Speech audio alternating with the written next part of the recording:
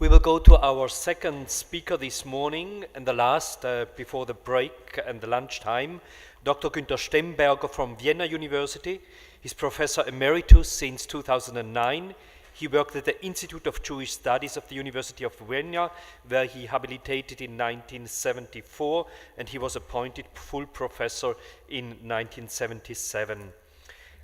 He received several honorary doctorates from the University of Göttingen, Potsdam, and Tel Aviv University, and we have also to say that he was once in 1968 for 1 year here at the Biblico student, so you're back here on your stage. You will talk on the Pharisees and the rabbis, how much continuity. Well, first of all, I want to thank Joseph Sievers for the invitation to come here to Rome. Thank you also to all the people who have been involved in the background organizing the conference, especially Giuseppina. I speak here on the continuity or not between Pharisees and the rabbis. For a long time, it has been the nearly universal and almost uncontested position that the rabbis were for a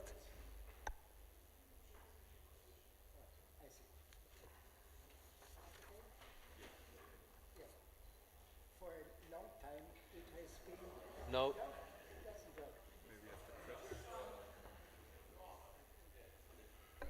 Oh, that's now. Yeah, thank you. Now it works. Now you understand me? Yes.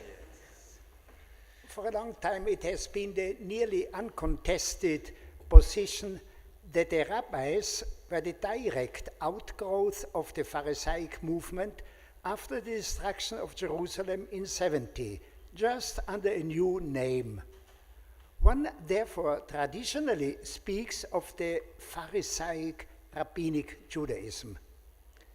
According to this view, Rabbi Yochanan ben Zakkai had been the leader of the Pharisees before 70, and as such had founded the school of Yavne as the new center of the surviving Pharisees. I quote only one or two of the still most prominent proponents of this view. First of all, Emil Schürer, who in the English edition revised by Gesher Vermes and others writes, I quote, "The Pharisees and the rabbis as a unity entered into the heritage of the Sadducees and the priests. Now at one stroke they acquired sole supremacy as the factors which had stood in their way sank into insignificance," end quote.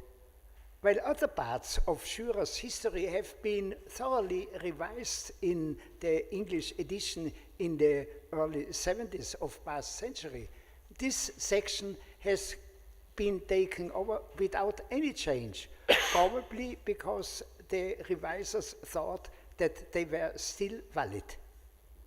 To give just another example of this view, I quote Moshe David Herr, still in 2009, equating Pharisees and sages.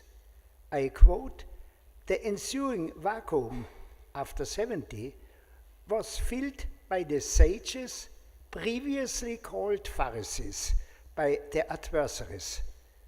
In a complex but swift process, and the halakha became the norm by which the Jewish population in Judea lived," end quote.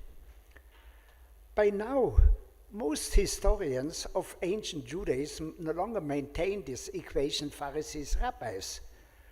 One important argument against it is the very poor personal connection between the two groups. When Jacob Neusner wrote his still important book, The Rabbinic Traditions About the Pharisees Before 70, he collected all traditions about pre-70 teachers quoted in rabbinic literature, equating them all with Pharisees. Thus he constructed a long prehistory of the rabbinic movement. But the rabbinic texts never call these people from before 70 Pharisees and do not pretend such continuity. The title of the book is a clear misnomer. Most important in a reconstruction of Pharisees and rabbis is the chain of tradition in Tractate Avot, with all the teachers it enumerates. Many authors even consider this tractate, the saying of the fathers, as a Pharisaic text, only slightly updated in the Tanaitic period. I quote as one extreme example Louis Finkelstein, who wrote, I quote, "Particular interest attaches to this chain of tradition because it has preserved what appear to be among the oldest norms in rabbinic tradition, some of them going back to the men of the great assemblies, Simeon the Righteous, Antigonus of Socho, and their immediate successors, thus to the centuries before the Common Era." New Testament scholars frequently use the beginning of Avot, Moshe Kibel Torah, Moses received Torah from Sinai and handed it on to Joshua, as background to Paul's statement in 1 Corinthians 11:23, ego gar par elapon apotu kyrio hu kar par elokaimin, I received from the Lord what I also handed on to you.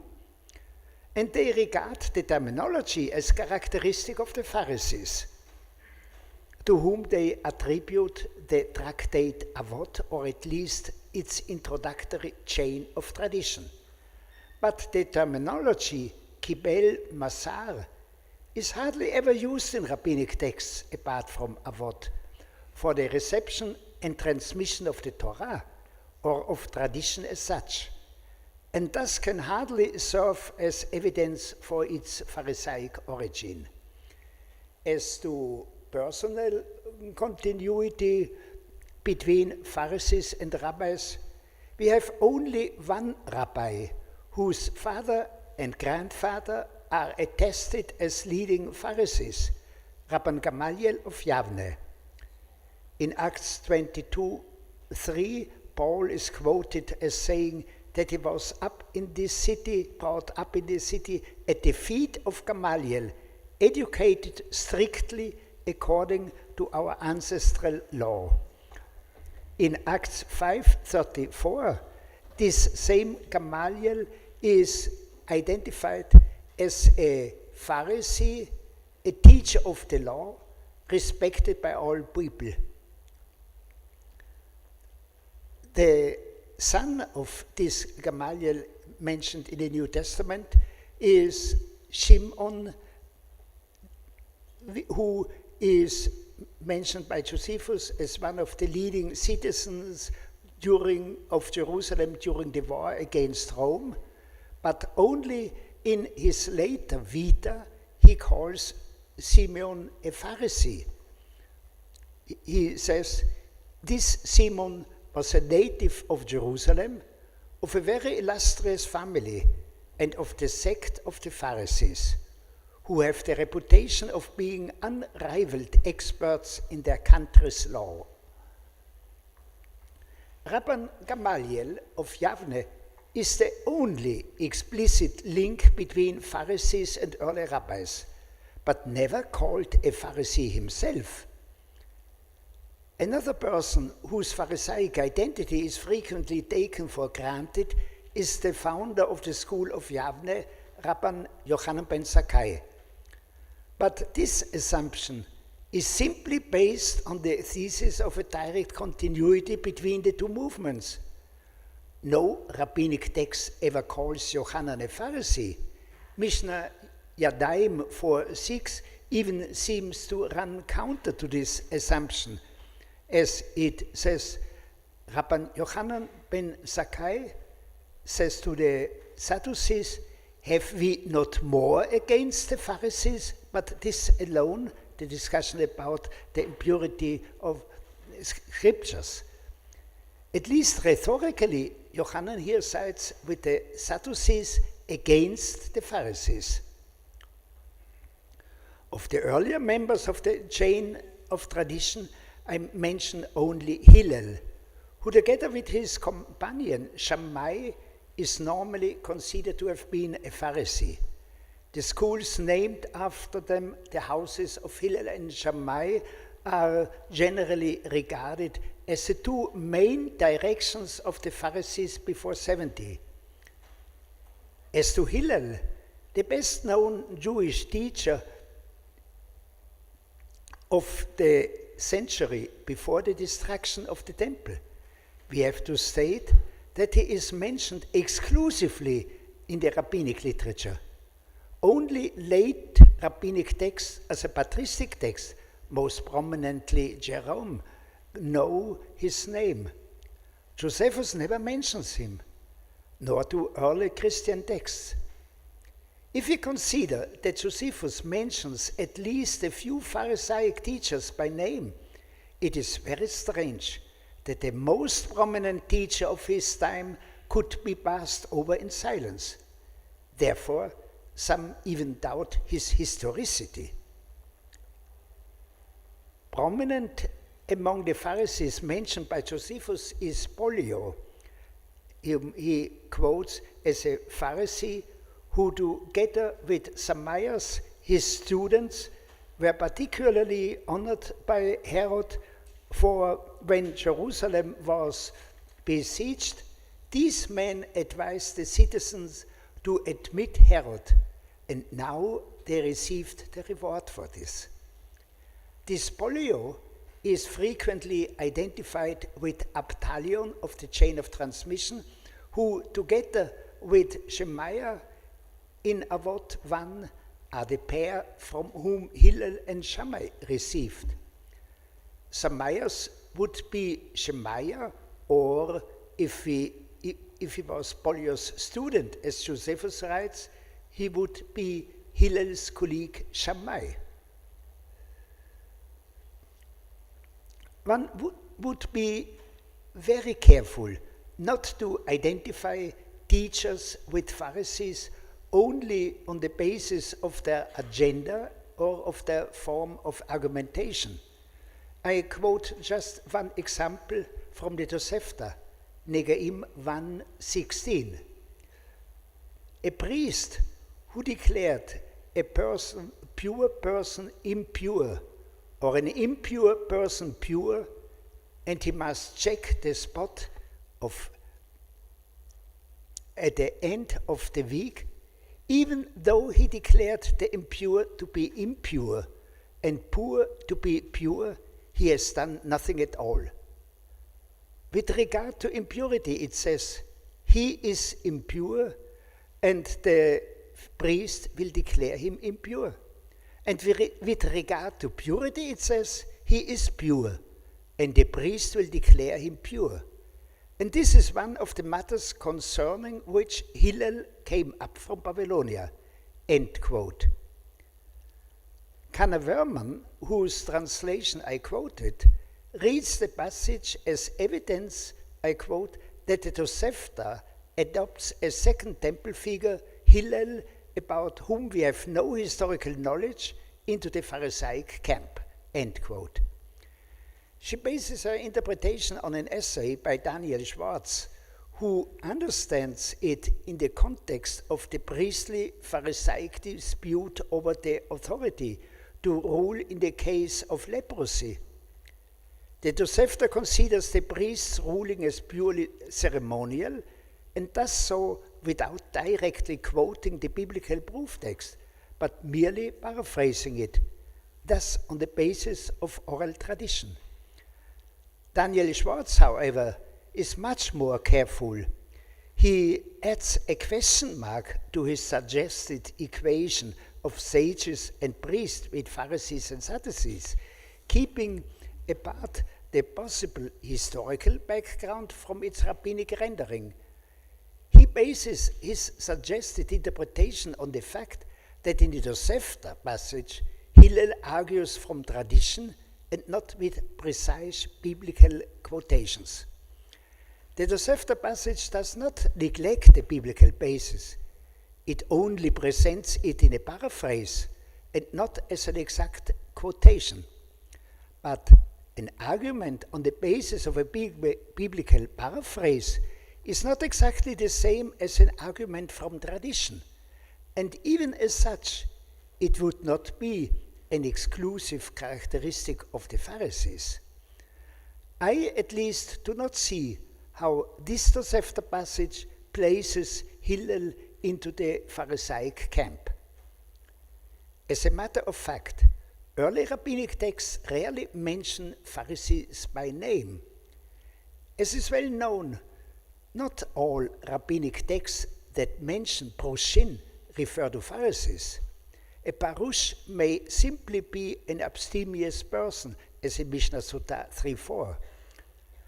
There is only one textual unit in the Mishnah in which Pharisees and Sadducees are juxtaposed and which may be referred to the historical Pharisees. Mishnah Yadayim 4:6-7 on holy scriptures that render the hands unclean, on the uninterrupted flow of liquid, a passage quoted by Yair Fürstenberg before, on the inheritance of daughters, and on the accountability of a person for damage done by one's servants. This passage stands out from the surrounding Mishnah by its style and its rhetorical traits. It certainly derives from an independent source. But the limited evidence we have cannot prove, as Jack Lightstone observes, I quote, rabbinic dependence in these particular instances on Pharisaic law. This we cannot say, even if we cannot rule it out, because we do not have a body of Pharisaic law that is from the Pharisees themselves, to which we can compare Mishnaic law. Consequently, in evidence such as that before us, we cannot distinguish these instances when Mishnaic law may reflect antecedent Pharisaic positions from occasions when early rabbinic authors or editors have projected Mishnaic law on the Pharisees so as to represent the latter as their legal predecessors, end quote.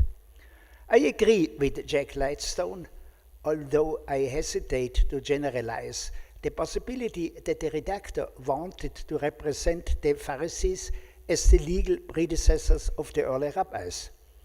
The redactor takes over an older source which documents an agreement with the positions attributed to the Pharisees.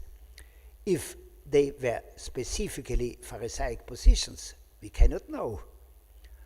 On this very limited corpus of positions integrated from an earlier source, there is agreement. But the Mishnah as such does not claim any such precedents. As Jacob Neusner writes, I quote, "It is assumed that the Mishnah is a Pharisaic book. While that may well be so, the internal evidence of the Mishnah itself does not direct our attention only to the Pharisees. The strong emphasis of the Mishnah on topics which stand at the center of priestly interests, priestly dues, sacrifices, temple purity, clearly does not address themes of central interest to the historical Pharisees, or at least as far as we know them from our sources. Only late in rabbinic tradition, the Pharisees become the more important and are sometimes even identified with the sages or the rabbis. This is explicit in a story about King Shammai, who invited all sages to the celebration of a victory in Bavli Kiddushin 66:8. A certain Eleazar, son of Boira, said to Shammai, the hearts of the Pharisees are against thee. Therefore, you first have all the sages of Israel, and now it's the Pharisees. And then the story continues that Shammai finally is against the Pharisees, and the sages of Israel departed in anger. Eleazar ben Poira insisted with his charges against the sages, and all the sages of Israel were massacred.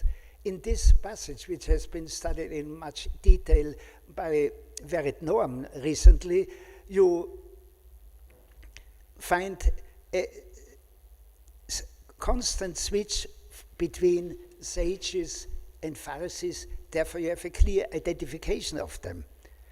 There would be other stories where again you have parallels between Josephus and the rabbinic texts, where again you might find clear parallels between Pharisees and rabbis. We may ask why the rabbis only at this very late stage identified themselves with the Pharisees. Did they always consider themselves as the heirs of the Pharisees, but did not want to accept a name which for many had a negative sound, or was even imposed by their adversaries? Or was it the effort of the early rabbinic movement to integrate as many people as possible, above all the priests, whose interests are so well served in the Mishnah? If we could answer these questions, it might help us to evaluate the degree of continuity between the Pharisees and the rabbis. But all possible answers remain simply educated guesses. Such a late recovery of Pharisaic roots in the Babylonian Talmud and later text makes us ask on what basis and with what knowledge of the historical Pharisees these late rabbis made this identification. If we do not suppose an ever-present underground consciousness of their Pharisaic roots, a mere guess without any evidence to support it, we might think of contacts with Christians, even knowledge of the Gospels, and also of Josephus, whose traditions, if not texts, became more and more known to the rabbis since the 4th century, and above all in the Babylonian Talmud. Instead of continuing to suggest such possibilities, I conclude this part of my lecture by pointing to an interesting parallel development in Christian authors, who since the 4th century identify contemporary rabbis with the Pharisees. I most explicitly Jerome, but already before in the Pseudo-Clementine homilies.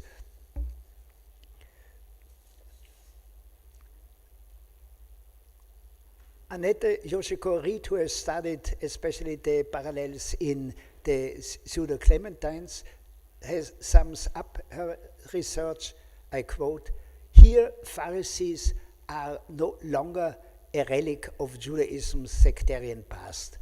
They have been revivified with the rabbinic spirit," end quote. By the 4th century, rabbis and Christian authors begin to regard the rabbis as successors and continuators of the Pharisees. For my second part, I have to be very short and brief, just to point to some thematic points which might be a sign of continuity between Pharisees and rabbis. Certainly, names are not everything. Therefore, we have to look for many aspects of rabbinic Judaism which may continue and develop practices and thought already important before 70. And some of these points may be specific to Pharisaism, but not everything.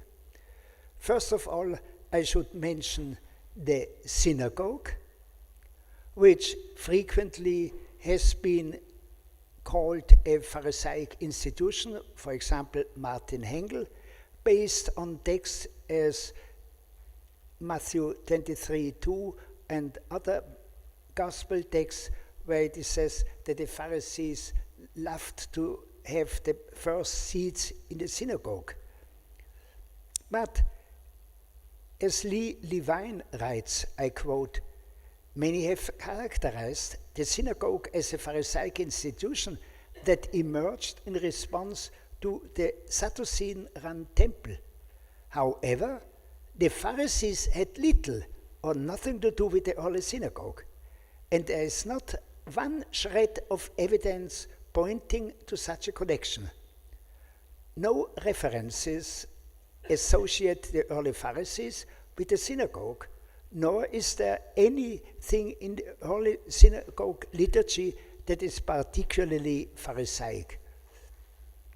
Well, if we speak already of the liturgy of the synagogue, I just refer to prayer in the synagogue, where again, we do not know how central it was in the early decades after 70, and especially we do not know to what extent it continued earlier patterns of prayer. By now we have many traces of earlier prayers in Judaism, but most of them are known only by the text from Qumran. There we have a clear continuity and lines of development.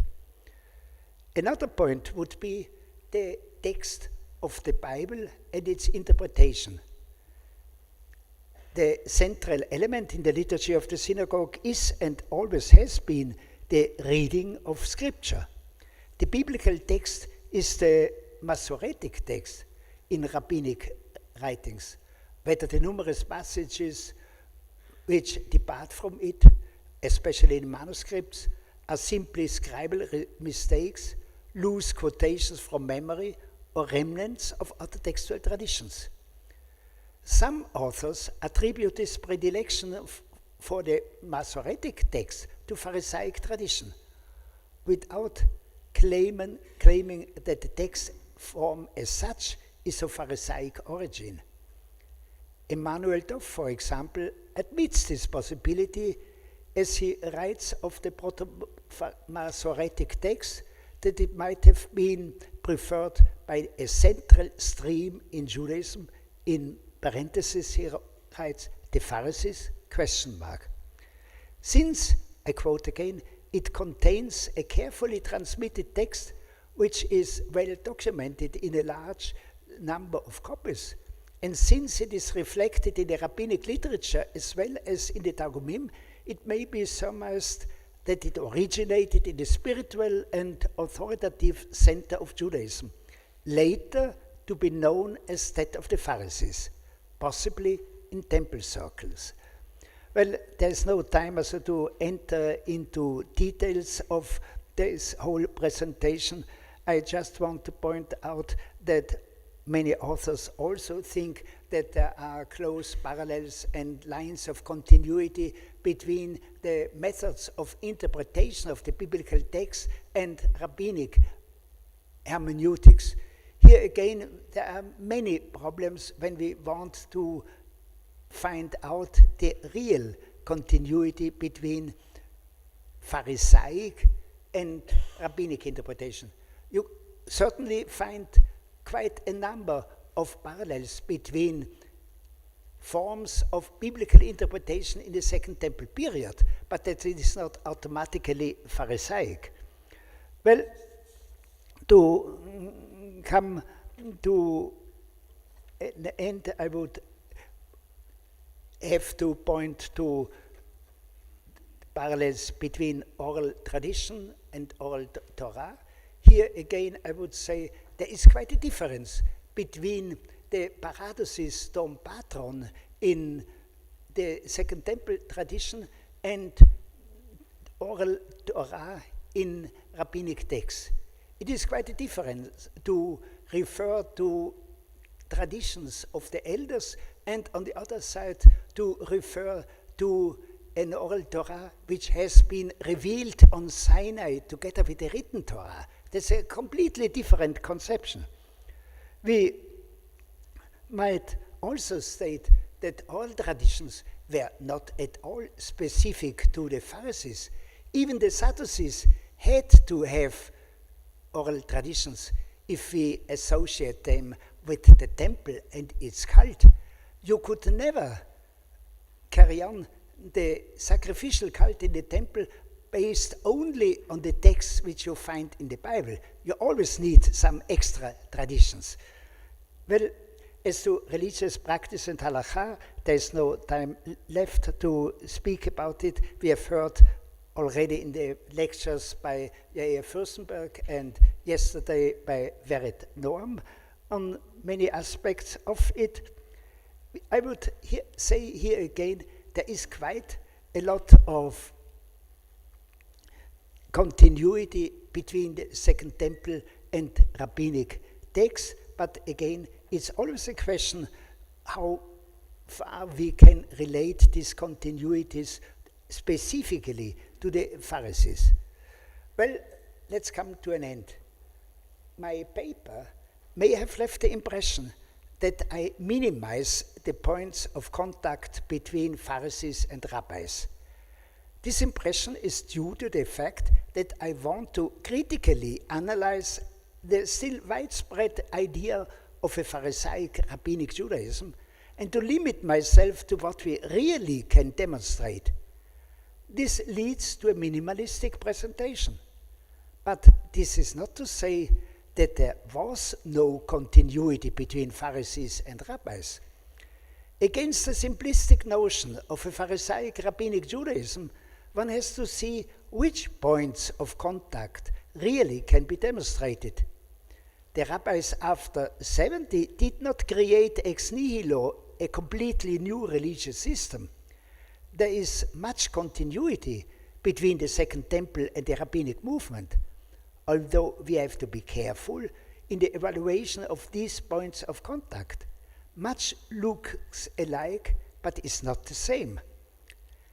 There certainly were more connections that we can show, but they were not exclusive. Much was part of a common Judaism. We may not reconstruct Pharisaic thought and halakha on the basis of rabbinic texts. The year 70 certainly was no radical break, but much which was carried on was also transformed. This makes it most difficult to evaluate continuity and change. Thank you.